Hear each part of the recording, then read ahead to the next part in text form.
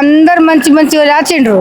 అత్త ఏమో చూసిండ్రు ఇట్లా అడ్డం కట్టే ఉంటది కదా, కడతామా అమ్మ ఆ స్కూల్లో ఉండు. మేము మాకు మగ మనిషి లేరు, ముగ్గురు బిడ్డలే ఉన్నారు, ఒక బిడ్డ ఉన్నది.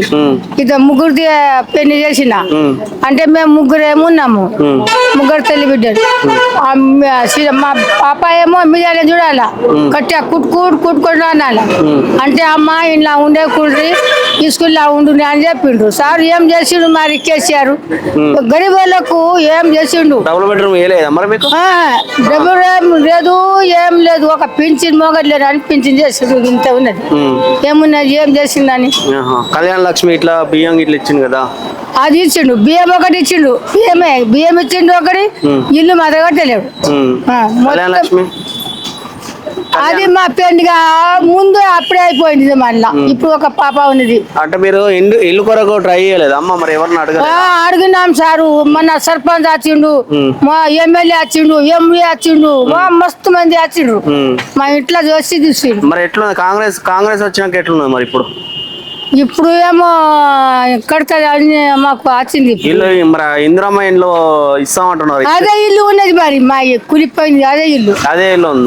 ఇందిరమ్మ ఇల్లు పెట్టుకున్నాం మరి. అప్పుడు ఇచ్చింది బాబా మాది.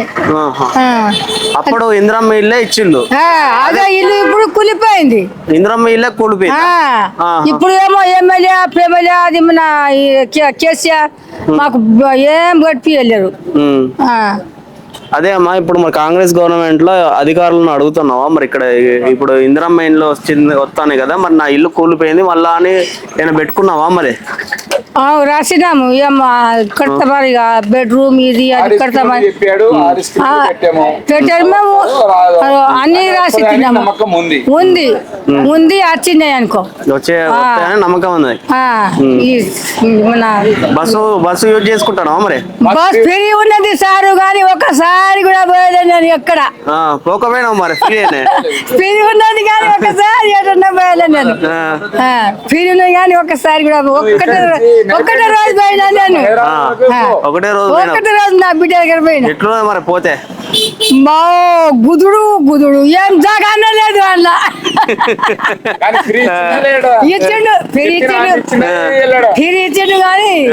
కానీ ఎక్కువే బాధ ఉన్నది. సీట్ దొరికాయి, మా అమ్మగా మనిషికి సీటు. మరి ఎవరికి ఎత్తావు ఎంపీ ఓట్లల్లో?